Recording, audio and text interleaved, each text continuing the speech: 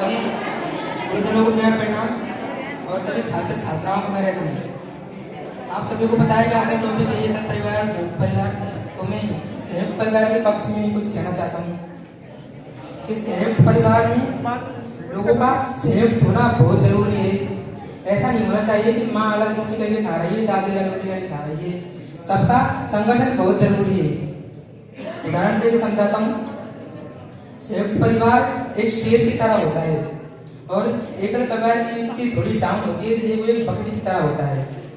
बकरियां जब road cross करती है ना तो साइकिल वाला भी घंटी बजाता है, हट हट।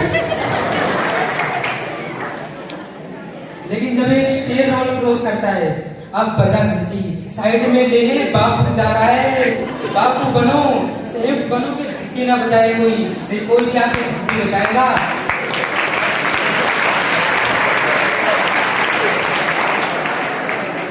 उसके बाद परिवार में मुझे जो सबसे अच्छा रिश्ता लगता है वो है दादा और पोते का। भारत में एक बात बहुत अजीब है कि हर पोते को दादा अच्छा लगता है और हर दादे को साला पोता अच्छा लगता है। ये दोनों मिलके बाप को उड़ा देते हैं।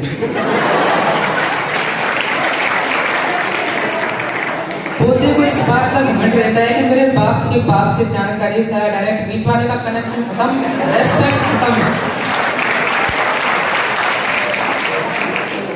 लेकिन ऐसा नहीं होना चाहिए।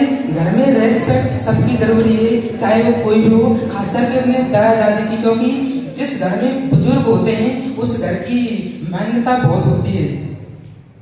उसके बाद एक परिवार को चलाने के लिए पिताजी की अच्छी नौकरी होना जरूरी है। आप लोगों के लिए एक विशेष बात जो मैं बताना चाहता हूँ आपको कि आज के जमाने में नौकरी जो है उसकी बहुत वैल्यू है। जो आदमी नौकरी करता है और उसके ऊपर जो हेड होता है उसका, वो उसको मनचाहे ढंग से काम करवाता है, 10 की जगह 12 घंटे, 12 की जगह 14 घंटे, और वो सब कुछ सहता रहता है। क्यों? क्योंकि साला नौकरी नहीं छोड़ेंगे, कुछ भी हो जाए नौकरी नहीं छोड़ेंगे, क्योंकि नौकरी के अलावा और कोई चांस नहीं। उदाहरण देके समझाऊंगा, ये भी समझ में नहीं आएगा। पूरा देश जब बंदरों के आतंक से आतंकित था तो गांव के एक साधारण व्यक्ति ने इलाज बताया कि एक ऐसी पिंजरा ले आओ, उसमें बंदर का हाथ चला जाए, ऐसा कुछ मूंगफली वगैरह रख दो उसमें। बंदर ने उसमें हाथ दिया, अब बंदर कैद हो गया। अब उसको चाहे कुछ ही कर लो, चाहे उसको थप्पड़ मारो, सपोर्टी मारो, लेकिन वो मूंगफली नहीं छोड़ेगा। उसको चाहे कुछ ही करो। मैं ये नहीं कह रहा कि नौकरी छोड़ दो, लेकिन पूरे विश्व के इतने सपोर्टे खाने के बाद मूंगफली से इतना प्यार मत करो कि पूरा जगत ही बाट लगा के जा रहा है और आप मूंगफली को ही नहीं छोड़ रहे।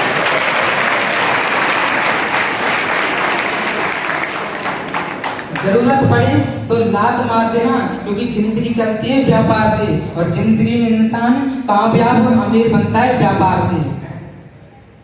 उसके बाद आप सबको पता है कि एक शेर और एक कुत्ते में क्या फर्क होता है। आज मैं आप लोगों को बता रहा हूँ इन दोनों में क्या फर्क होता है। कुत्ते को डंडा मारो, शेर को डंडा मारो, दोनों में रिजल्ट अलग अलग आएगा।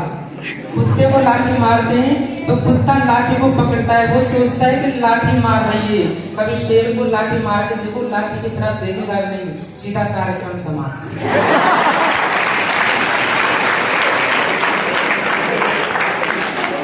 वो वहां करता है जहां से अटैक हो रहा है।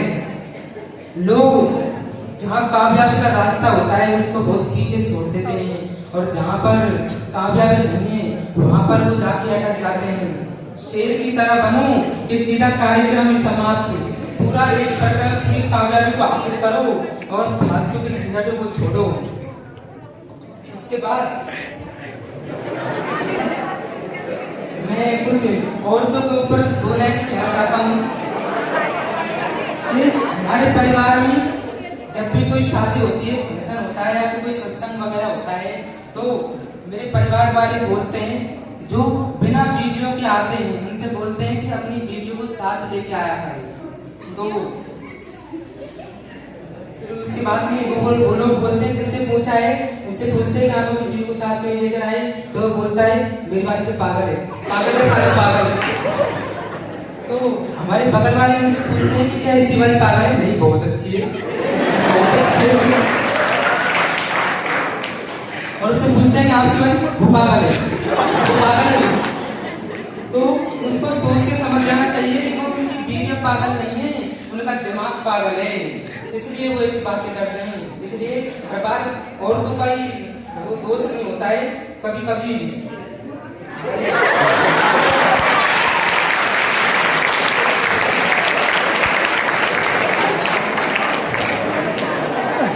उसके बाद एक टॉपिक और है मेरे पास बोलने के लिए। बोल बोला सोन बोल बोल बोल अरे उसके बाद हाँ बोल। जैसे एक पिता है, उसके 4 बच्चे हैं, तो उनमें से कभी उनके घर कोई एक रिश्तेदार आता है तो उससे पूछता है कि आपके बेटे क्या काम करते हैं, तो बोलता है कि पहले वाले को डॉक्टर बना दिया, दूसरे वाले को इंजीनियर बना दिया और तीसरे को पुलिस में भर्ती करा दिया। अब चुप हो गई। उसने पूछा चौथे वाले को, वो आवारा है, आवारा साला कुछ नहीं करता है। तो वो बोलता है कि अगर उनको बनाया है तो चौथे वाले को बना सकते थे, अगर तुम ही बनाते तो साला चौथे को भी बना देते, अगर तुम ही बनाते ना तो चौथे को भी बना देते, और अगर तुम चौथे को नहीं बना पाए तो उन 3 को भी तुमने नहीं बनाया है, अपनी अपनी योग्यता से बनी। इसलिए जीवन में कभी किसी से ये मत कहना कि मैंने उसको वो बना दिया। बस मैं इतना ही कहना चाहता हूँ। मैं बोलते बोलते कुछ आगे नहीं बढ़ना।